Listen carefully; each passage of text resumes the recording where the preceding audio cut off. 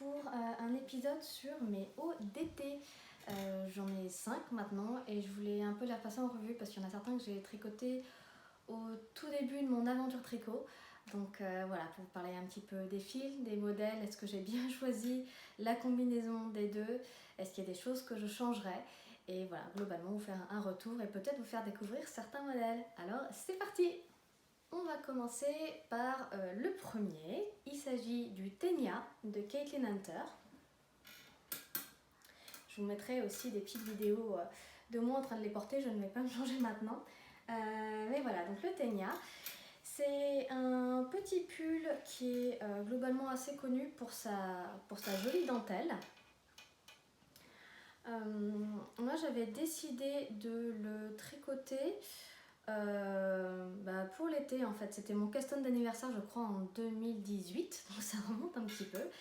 Et j'avais même à l'occasion je crois lancé un call pour qu'on puisse être plusieurs tricoteuses à le faire ensemble. Et j'ai rencontré certaines d'entre vous par ce biais et c'était vraiment super chouette. Bref, pour en revenir à ce modèle, c'est un petit pull qui est normalement avec de l'aisance positive. Je crois que c'est d'une quinzaine, entre 15 et 25 cm d'aisance positive. Il se trouve que sur le mien, je pense que je ne connaissais pas encore les aisances, je ne savais pas trop comment faire. Il me semble que j'avais bien fait mon échantillon. Je me rappelle avoir fait un échantillon. Et je pense que j'avais peut-être un petit peu peur de manquer de laine d'une part et aussi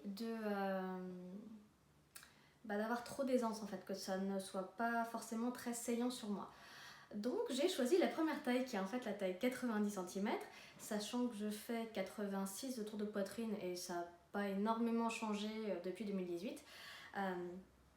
Donc déjà voilà, j'avais pas spécialement choisi le modèle avec la bonne aisance, enfin la taille avec la bonne aisance. Et il se trouve que j'ai même mesuré là juste avant de filmer la largeur effective de ce haut et il fait 40. Donc c'est à dire qu'il fait en fait 80 de tour de poitrine, donc j'ai 6 cm d'aisance négative. Voilà, je le sentais bien quand je le mettais que j'avais clairement pas d'aisance. Alors après ça me gênait pas, c'était quand même assez comment dire, enfin, la laine me gêne pas, c'est pas spécialement étouffant ni quoi que ce soit, mais sur le coup je me suis dit bon, effectivement t'as vraiment pas bien choisi du tout. Parce que du coup, pour en revenir au fil, pour en parler du fil plutôt, j'étais à j'étais à Lisbonne. J'étais à Lisbonne avec ma mère et on a fait Porto. Non, c'est Porto, pardon. Et en fait, on s'est fait un petit trip et du coup, je commençais à tricoter. Je me suis dit, c'est l'occasion, en allant dans une nouvelle ville, dans un pays étranger, de regarder s'il y a une boutique de laine locale et voir si je peux ramener un petit souvenir.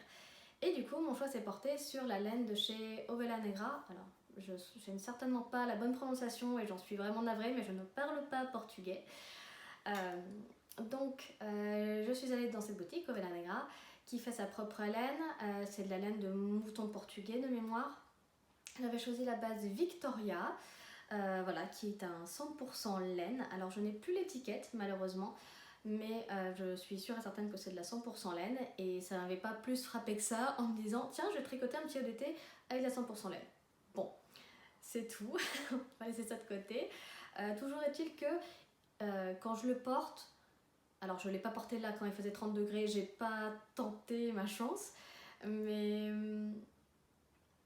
je me suis jamais sentie entre guillemets en train de transpirer à grosses gouttes.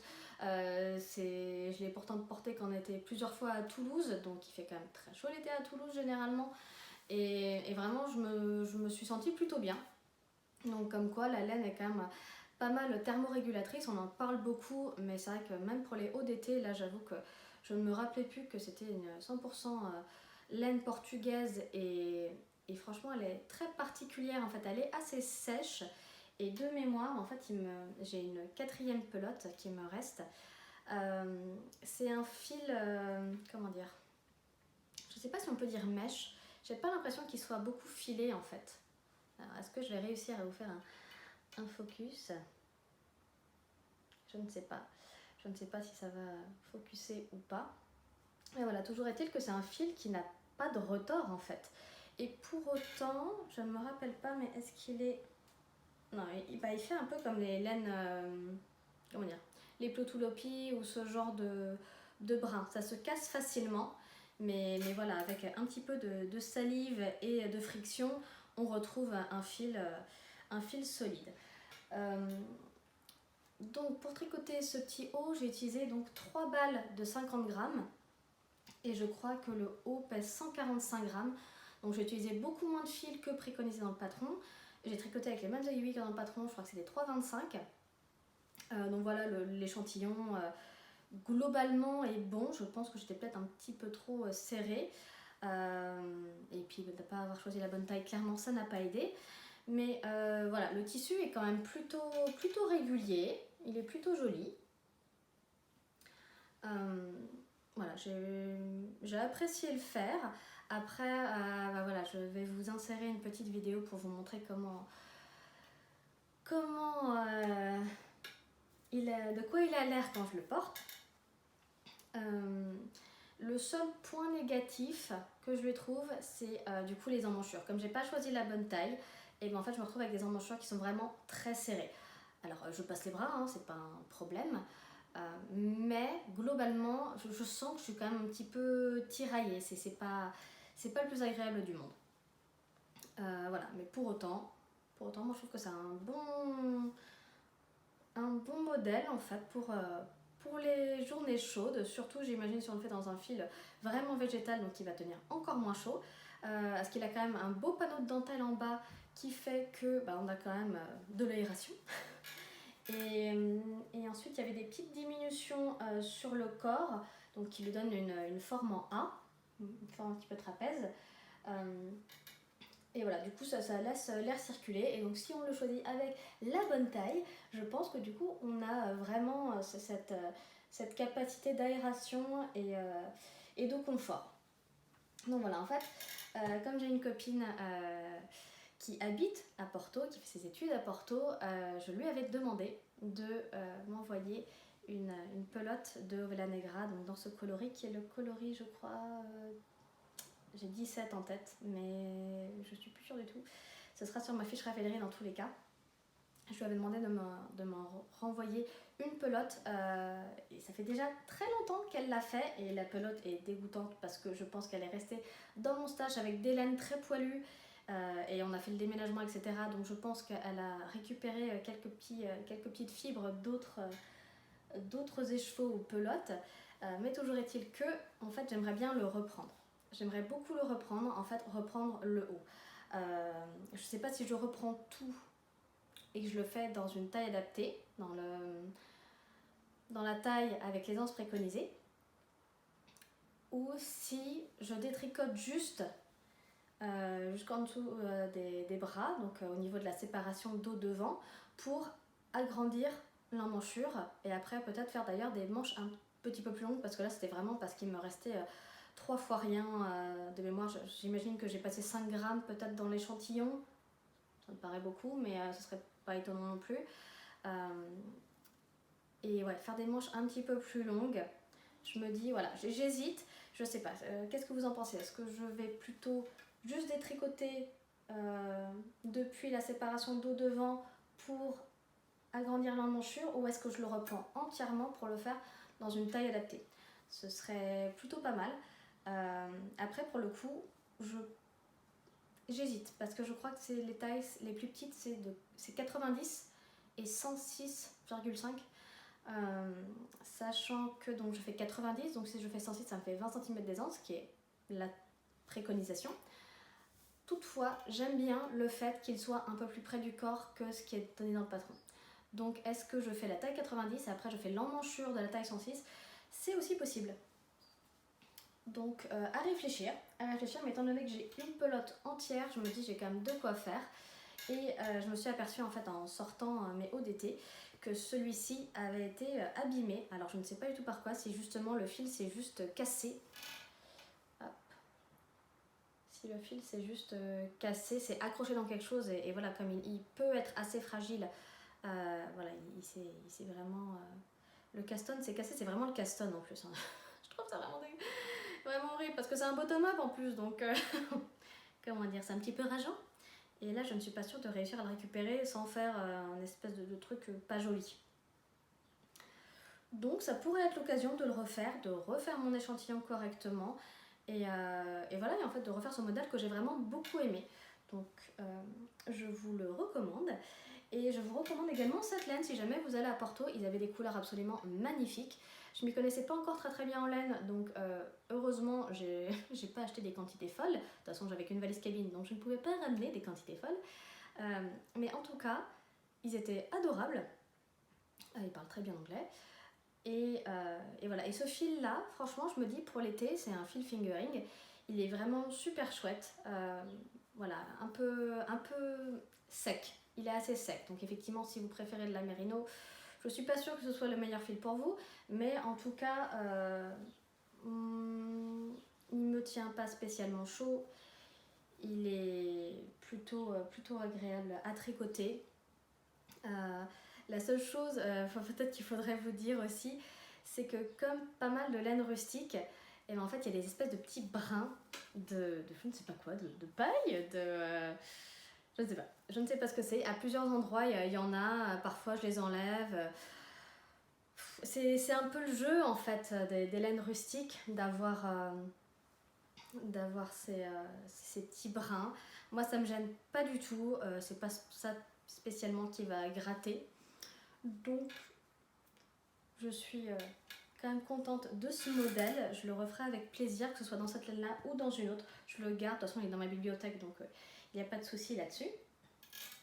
Donc voilà, ça c'était le premier projet. Et on enchaîne avec un de mes premiers test knit. Je crois que j'avais fait un châle et un snood en premier test knit, des choses comme ça.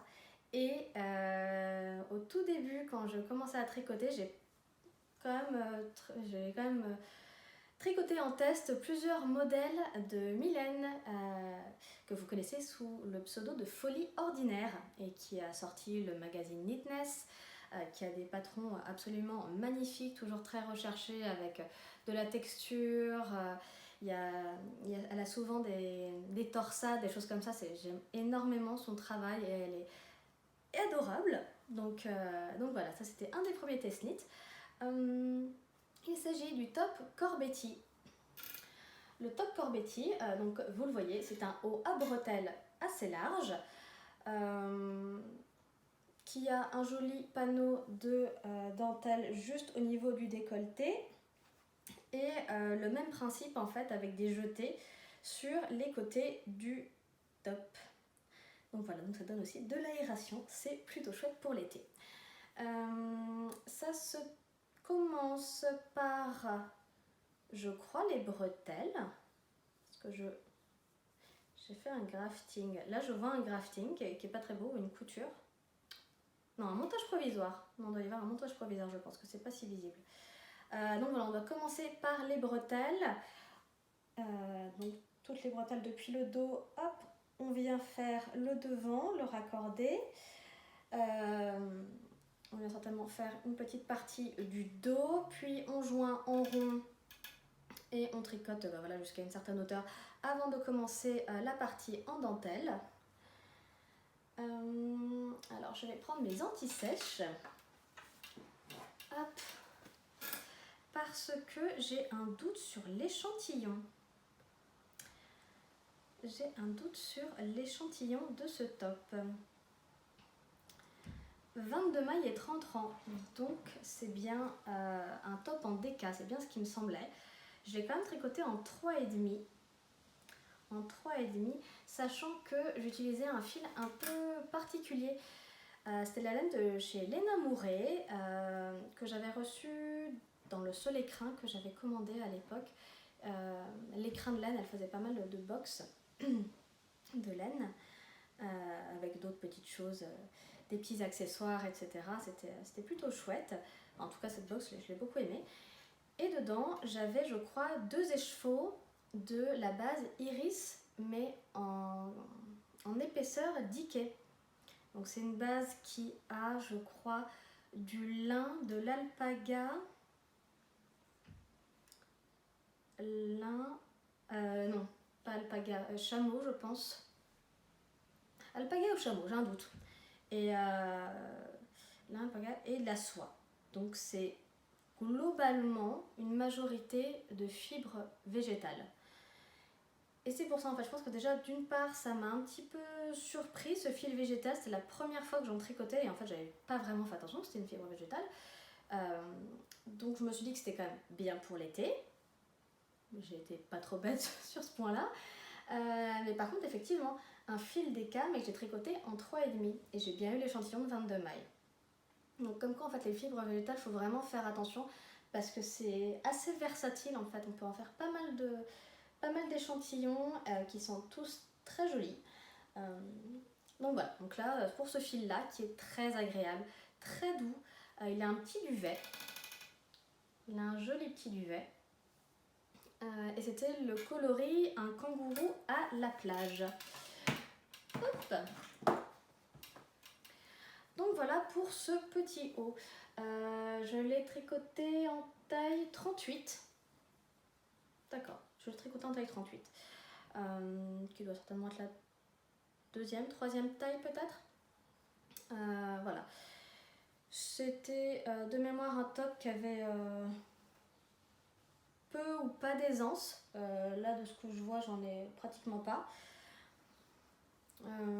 Il est très agréable. J'ai beaucoup aimé tricoter cette laine et ce modèle. Parce que c'est vrai que du coup, le panneau en dentelle rythme pas mal le tricot. C'était vraiment chouette de travailler là-dessus et de faire le test pour Mylène. Ça se passe toujours très bien et dans la bonne humeur. Quoi dire de plus sur ce top? C'est vrai qu'on a tendance à voir en ce moment des tops qui ont des bretelles plus fines et moi j'avoue que ça ne me gêne pas parce que soit j'ai des soutiens-gorge et des bretelles très fines, soit je n'en mets pas. Donc voilà, là c'est vrai que ce modèle-là et cette version de bretelles, clairement voilà, si vous avez des hauts qui sont... des soutiens-gorge qui sont avec des bretelles plus épaisses, là vous êtes sûr que ce sera caché, il n'y a absolument aucun souci. Ce sont des bretelles qui sont faites en jersey et pas en jersey double comme on le voit beaucoup en ce moment. Après, je ne me rappelle pas que ça ait beaucoup bougé au blocage ni que ça se soit détendu. Surtout que donc on tricote tout. Donc depuis le haut, les bretelles, on fait le corps, on finit. Et ensuite, on vient faire des I-cords de finition. Donc tout là, en fait, vous allez peut-être pouvoir le voir mieux comme ça. Hop. Ah, c'est un travail de faire des podcasts. Hein. Voilà, ça fait un joli petit I-cord des deux côtés. Donc on a côté emmanchure et côté encolure. Hop, donc les deux emmanchures. Hop, et toute l'encolure. J'avoue que j'avais été très surprise avant de faire les I-cords parce que j'avais trouvé que les emmanchures étaient incroyablement tombantes. Je me suis dit, oh non, j'ai fait une erreur, il y a un truc qui va pas, la laine va encore plus se détendre. Et non, et heureusement qu'il y avait les I-cords parce que je pense pas les avoir particulièrement serrés. J'ai pris une taille d'aiguille en dessous, ça c'est sûr, parce que je trouve ça plus joli. Et je pense que c'est ce qu'il y a dans le patron. Et de toute façon, en fait, l'i-cord n'a pas d'élasticité, ou très peu, enfin en tout cas quand on vient l'appliquer comme ça sur une emmanchure, une encolure, ça permet vraiment de lui donner de la structure. Et ouais, non, là c'était vraiment... ça m'a sauvé la vie et du coup, je l'aime énormément ce top. J'avoue que j'aimerais bien en faire une autre version, peut-être que j'enlèverai la dentelle ou quoi, mais en tout cas, c'était un très beau modèle qu'on voit pas tellement, donc j'espère que je vous l'ai fait découvrir si vous ne le connaissiez pas. Et voilà, et vous encourager à le faire si vous l'avez dans votre librairie ou si voilà, vous venez de le découvrir et qui vous tape dans l'œil. Donc voilà pour le top Corbetti. On passe maintenant à mon troisième haut d'été. Je les ai tricotés finalement assez, peut-être pas à la suite les trois, mais quand même assez proches, j'ai l'impression. Faut croire que j'avais un Knitting Mojo plutôt pas mal en termes de top d'été. Et il s'agit donc pour ce troisième tome du Cabrichel. Hop. avec un magnifique panneau de dentelle dans le dos. Donc ce modèle, est-ce que c'était marqué par Louise O'Neill? En fait, je l'ai trouvé dans ce magazine. Je pense que maintenant il est disponible à l'unité. Mais à la base, j'avais acheté. Non, c'est même pas un magazine. C'est un petit booklet, un petit livret, on va dire. Je l'avais acheté chez Knitpicks, c'est eux qui l'avaient édité. Et j'avais beaucoup aimé pas mal de leurs modèles, et particulièrement celui-là. Voilà. Eux, à la base, ils avaient fait un top comme ça, donc avec un petit... comment on appelle ça ? Un bas en fait de top qui était plus long à l'arrière que devant. Je ne l'ai pas fait parce que je trouvais qu'il était vraiment très long sur l'arrière et j'avais pas du tout envie de ce style-là. Mais voilà, une belle encolure bien creusée, le magnifique panneau de dentelle que eux ils mettent dans le dos. Et je vous montrerai du coup en vidéo, mais je me suis dit avec autant de travail sur ce panneau de torsade, ce motif, pourquoi finalement le cacher et ne pas le voir, ne pas en profiter. Et il y avait d'autres personnes effectivement qui m'avaient fait cette réflexion, et donc je me suis dit bah oui c'est vrai, je pourrais très bien le mettre avec le dos devant, parce que c'est exactement la même échancrure d'encolure devant et dans le dos, et j'avoue généralement je le porte avec le motif devant. Voilà, alors pour ce modèle j'avais choisi la taille 34 pouces, ce qui fait environ 86 cm. Faudrait que je le remesure, je ne l'ai pas fait, mais il me semble qu'il est quand même un peu plus grand que là mon demi-tour de buste. Donc je pense que j'ai un peu plus d'aisance que ce qui est...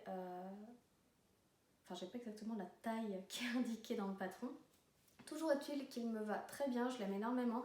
L'encolure très dégagée comme ça au début, j'avais un petit peu peur parce que déjà on pouvait voir effectivement les bretelles. Mais en fait je me suis complètement faite, j'aime énormément, je trouve ça élégant. La finition en I-cord aussi est juste superbe. Voilà, cache le kit I-cord.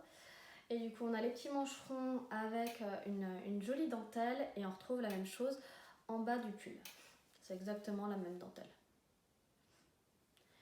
Et donc pour ce modèle, j'ai utilisé... Non, c'est bon. J'ai cru qu'il y avait un trou dans mon tricot. Au-delà de la dentelle. Pour ce modèle, j'ai utilisé la Queen & Co dans la base Tern, qui est un mélange de 75% de laine américaine et de 25% de soie. Quand je l'ai repris, ce petit top, et que j'ai entre guillemets refait mes recherches pour vous dire quel fil j'avais utilisé et la composition, je ne me rappelais absolument pas qu'il avait de la soie. La soie, généralement, ça apporte de la brillance. Je trouve pas qu'il en ait particulièrement. Il est très joli, il est très fluide, comme vous pouvez le voir. Hein. Il a beaucoup de drapé, donc ça, effectivement, la soie peut l'apporter aussi. Mais oui, j'étais vraiment étonnée quand même d'avoir cette composition. Je l'ai tricoté en 4 mm, donc c'est un haut plutôt en épaisseur diquée. Là encore, avec le panneau de dentelle et le fait que l'air de rien il y ait de la soie, ça fait quand même un haut qui est assez respirant. Il ne me tient pas plus chaud que ça, donc encore une fois la laine qui est thermorégulatrice. Mais ouais, non, vraiment je l'aime énormément. C'était un gros travail de faire ce panneau, mais quel bonheur. Enfin, vraiment j'ai adoré. Alors de mémoire c'est seulement un diagramme. Je ne pense pas qu'il y ait des instructions écrites parce qu'il est vraiment très grand. Enfin, comme vous pouvez vous en douter, hein, les répétitions, il n'y en a pas non plus des masses, hormis sur les côtés, là sur les petits motifs. Là celui-ci, il est quand même beaucoup plus ouvragé. Donc voilà. Quoi dire de plus sur ce haut?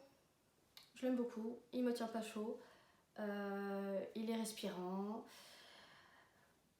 La laine est top, vraiment elle n'a pas montré de signe de vieillissement. Après je la lave exclusivement à la main. Je trouve que la taille est plutôt bien choisie, Et je me suis rendu compte qu'ils avaient d'autres modèles de top dans ce livret. Et je vais voir ce que j'en fais. Parce qu'effectivement, là, j'ai quand même pas mal d'idées pour me faire des petites tops d'été. Et je vous en parlerai d'ailleurs dans une autre vidéo. Donc voilà, je pense que pour ce modèle, c'est à peu près tout. Je vous ai dit la taille, je vous ai parlé du fil, de l'échantillon, des différents petits détails. Alors je ne savais pas très bien rentrer mes fils à l'époque et ça se voit un petit peu. Mais voilà, toujours est-il que c'est un super modèle. Je pense qu'il n'est uniquement disponible en anglais. Il y a quand même peu de modèles américains qui sont disponibles en français, je trouve. C'est dommage, mais à la fois le tricot en anglais, moi j'avoue que c'est ce que je préfère. Je trouve ça plus concis. Donc voilà, bref, c'était ça pour le troisième top. On passe au quatrième top que j'ai fait, je pense, en 2019 ou 2020. Et il s'agit du Rose Picot Tee de Long avec Anna. Donc ce petit t-shirt drop shoulders avec une jolie petite dentelle dans le bas. Alors cette fois-ci, je l'ai tricoté dans la base Antigone de chez Delirium Natura, qui est une 100% lin. Et ça, c'est le coloris Macaron, qui est un très joli rose, un rose tendre, que j'aime bien. La dentelle est plutôt simple, j'ai pas eu de difficultés là-dessus, contrairement au Tegna où j'ai dû tout défaire, ça je vous l'ai pas dit. Mais oui, j'ai dû tout défaire parce que j'avais pas mis de marqueur en me disant mais non, ça va aller, c'est de la dentelle, ça se répète bien. Oui, ouais, non, je vous conseille sur le Tegna de mettre vos marqueurs pour les répétitions de dentelle. Celle-ci est vraiment beaucoup plus simple et quand on a un peu plus d'expérience aussi, ça aide. Donc, une petite forme drop shoulders, on le commence par le bas, on fait tout le corps, on sépare le dos, le devant et on fait l'encolure, on vient rejoindre les épaules à 3 aiguilles et on fait les mini-manches. Je l'ai réalisé en taille 96 cm, ce qui me donne 10 cm d'aisance. C'est très bien. Rien à redire sur le confort, on va dire, de la coupe du t-shirt en elle-même. Elle est très très bien. Du coup, c'est un fil fingering, je dirais. C'est du lin, mais j'ai dû le faire en 3. Je l'ai fait en 3 mm. D'accord. Donc, ouais, c'est même... Ça doit avoir peut-être une épaisseur fingering, mais au final, j'ai tricoté en 3 pour avoir l'échantillon. Le tissu est quand même plutôt régulier après blocage. C'était la première fois que je tricotais du 100% lin. Ça n'a pas été la meilleure expérience du monde. J'ai trouvé le fil vraiment très sec, très dur. J'ai eu un petit peu du mal à le tricoter, on va dire, rapidement. Je ne pouvais pas rester que sur ce projet, ça me faisait quand même pas mal de douleur dans les poignets. Donc voilà. Sinon, à porter le lin, en tout cas cette base-là, elle est géniale. Enfin, c'est vraiment, elle est légère, elle est douce, elle est respirante. Qu'est-ce que j'ai mis, combien j'ai utilisé 237 grammes, ça fait 616 mètres. 616 mètres, d'accord. Donc voilà, un peu plus de pelote. Donc c'est plutôt honnête, ça reste à des prix abordables. Qu'est-ce que je pourrais dire Je pense que le fait d'avoir utilisé du lin ne m'a pas du tout aidé à avoir une élasticité au niveau de l'encolure. Je pense que déjà d'une part, de relever des mailles clairement comme ça, déjà le fil n'avait pas d'élasticité, mais alors là ça a rendu quelque chose d'encore plus structuré, alors que j'aurais bien aimé avoir un peu de souplesse. Et du coup j'ai dû certainement réduire d'une taille d'aiguille, descendre d'une taille d'aiguille pardon, pour faire le col, comme c'est généralement ce qu'on fait. Mais là, honnêtement, pour l'enfiler, j'ai galéré. Je dois vraiment bien forcer au-dessus de ma tête. Alors, une fois qu'il est passé, il tombe hyper bien, il n'y a pas de souci. Et c'est pas un problème du modèle, c'est la combinaison patron-laine, enfin patron-fil. Je pense que j'aurais dû faire une adaptation pour agrandir en fait l'encolure et pouvoir la passer rapidement. Parce qu'effectivement, si on le fait dans un fil élastique comme du mérino, on n'a pas de souci, ça passe tout seul. Là, je pense que c'est vraiment le fait d'avoir utilisé une fibre végétale aussi dure et aussi... dure, pardon. aussi peu élastique que le lin qui a fait que on se retrouve avec quelque chose qui est difficile à passer au-dessus de la tête. Mais sinon, hormis ça, il est génial à porter, je l'aime énormément. Je vous le recommande fortement. J'ai pas prévu de le retricoter. Après, je me dis, on peut très bien enlever la dentelle et en trouver une autre avec la même répétition. Enfin voilà, les possibilités sont infinies. Donc voilà, c'est une petite base d'un t-shirt drop shoulders assez classique finalement. Hein. Donc on peut tout à fait l'imaginer complètement en jersey, pardon. Voilà, donc avec des petites manches plus longues. Vraiment, c'est facile à adapter. Le seul peut-être petit point négatif en dehors de l'encolure qui est vraiment très difficile à enfiler pour moi avec ce lin, c'est la couleur. Je suis pas sûre que ce soit la meilleure couleur pour moi.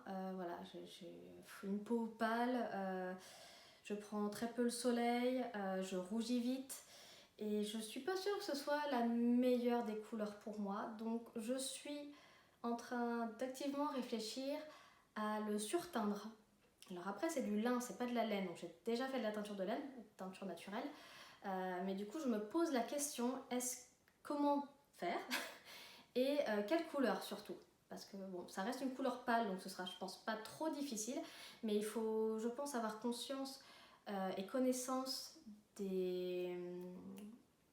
de la colorimétrie, mais juste comment les couleurs peuvent s'agencer, parce que si on teint du rose, suivant la couleur qu'on va vouloir teindre par-dessus, forcément les couleurs vont interagir. Donc je suis un petit peu en réflexion et si jamais vous avez des pistes pour teindre ou pour choisir la bonne couleur pour surteindre, ou si vous connaissez des personnes, des professionnels, des teinturières qui acceptent de surteindre des vêtements déjà tricotés, je suis preneuse, donc n'hésitez pas à laisser un petit mot dans les commentaires pour m'indiquer tout ça. Et le dernier, mais pas des moindres, tadam! Certains et certaines, surtout certaines j'imagine, d'entre vous ont pu le voir sur moi directement quand j'étais au Bigouden mi-juin avec Lolita. Donc je vous présente mon hack du top tropézienne. J'en avais également parlé dans mon podcast précédent, numéro 16 de mémoire. Voilà, j'ai utilisé la base... comment ça s'appelle ? Coton cachemire, pardon, la base numéro 4, coton cachemire, de chez Lolita, Loli l'a fait, dans le coloris coco, qui est le coloris non teint, donc c'est la couleur naturelle de la fibre. Donc c'est majoritairement du coton, on a 8% de cachemire, donc voilà, mais ça lui apporte beaucoup de drapé, beaucoup de douceur, de souplesse, c'est vraiment top. Donc le top tropézienne à la base c'est un top qui a des bretelles avec des perles dessus pour rappeler le pull tropézienne qui avait un magnifique yoke avec des lignes de perles. Et en fait quand on a travaillé sur ce modèle là avec Lolita et qu'elle m'a envoyé en fait les pelotes en coco, je voulais pas spécialement de perles, j'avais pas de quoi faire en stock, j'avais pas envie d'aller en chercher et je me suis dit c'est l'occasion d'en faire un hack. Et tout simplement, voilà, j'ai vraiment pris le patron, donc on le commence en bottom-up, on tricote tout le corps en rond et je me suis dit qu'un petit top blanc sur moi, ma petite peau de comment on pourrait appeler ça pour pas que ce soit spécialement vulgaire. Voilà, j'ai une peau très pâle, je bronze très peu, je bronze très mal. Donc voilà, je me suis dit que ça risquait peut-être d'être un peu trop blanc, un peu trop fade entre guillemets sur moi, et je me suis rappelé que j'avais du fil glitter de chez Drops. Je vous remettrai les informations dans la barre d'infos, dans la description de la vidéo. Mais voilà, c'est vraiment une bobine de fil glitter. Je sais pas quel est le métrage là-dessus, mais je l'ai acheté il y a très longtemps, je l'avais toujours pas utilisé. Donc je me suis dit, voilà, je fais un test, je verrai bien. Au début, j'avais un petit peu peur que ça se voit pas assez, et au final, je suis ravie du résultat. Ça fait voilà, c'est ce petit effet marinière, mais qui est pas trop tranché, qui apporte un petit côté bling bling, paillettes, voilà, soirée à la guinguette, je trouvais que c'était plutôt approprié. Voilà, et autre petit hack que j'ai fait, donc j'ai fait une longueur quand même un peu plus courte que le patron, je ne saurais plus vous dire combien, parce que là moi j'ai 18, si j'ai 25 cm je pense que c'est tout, hein. Ça doit pas être beaucoup plus.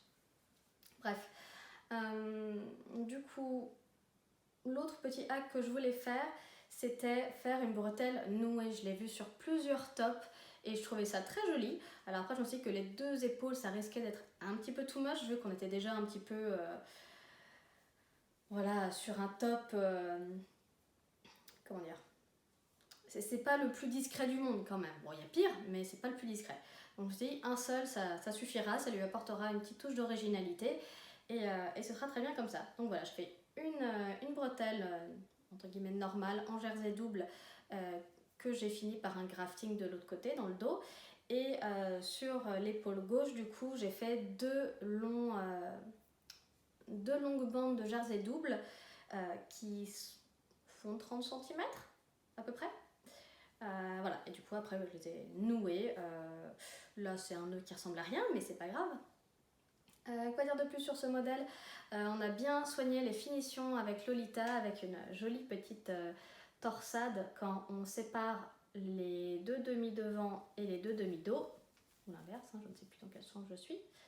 Mais voilà, du coup c'est plutôt chouette. Il y a un I-cord intégré sur les emmanchures. Voilà, je l'ai tricoté en taille 90, 95. Je crois que c'est 5 cm d'aisance à peu près qui est préconisé. Peut-être 0,5. Et j'ai dû faire la taille 90, je pense que c'est ça. Voilà. Et j'ai utilisé moins de 2 pelotes. Non, j'ai pas utilisé moins de 2 pelotes. J'ai utilisé tout juste un peu plus de 2 pelotes pour réaliser ce top. Je pense que j'ai fini la 2e pelote alors qu'il me restait un triangle à faire. Et peut-être la bretelle. Mais vraiment, il me restait pas grand chose. Donc voilà, à peine un peu plus de 2 pelotes. Après voilà, je suis petite, je l'ai fait court, un peu crop. Donc clairement voilà, si vous voulez le faire un peu plus long, vous aurez besoin de votre pelote en taille 90. Donc voilà, c'est un chouette petit haut, il est vraiment hyper respirant, il faisait chaud dans la salle au Bigouden. J'étais juste hyper confortable avec, il est doux, enfin vraiment c'est une caresse sur la peau. Et voilà, enfin, j'avoue que c'est du coup le premier haut triangle que j'ai et je trouve ça plutôt pas mal. J'avais peur que ça n'aille pas forcément avec ma morphologie et finalement c'est plutôt pas mal. Donc voilà pour ce petit haut tropézienne. Et voilà pour ma jolie collection de top d'été. J'espère que cette vidéo vous aura plu, que vous aurez découvert des modèles, des fils peut-être. N'hésitez pas à me faire part de vos remarques, parce qu'effectivement, voilà, il y a quand même plusieurs projets sur lesquels je me pose des questions. Voilà, je vais vous tourner par la suite une vidéo pour vous parler de mes envies du moment en termes de haut d'été et de projets à balader l'été, pour éviter de tricoter du fingering mohair par exemple. Mais voilà, en tout cas, je suis bien contente d'avoir pris le temps de vous parler de mes tricots d'été. Je les aime énormément. Je sais que j'avais pas forcément mis beaucoup de réflexion au moment où je les ai faits. Peut-être juste le top tropézienne, mais c'est tout. Et je me dis que c'est quand même des hauts vers lesquels je me tourne beaucoup quand il fait chaud. Donc voilà, j'ai dû faire quand même une part de choix plutôt honnête. Donc voilà, je vais vous laisser. J'espère que vous passez une bonne journée, un bon week-end et on se revoit très vite. Ciao ciao!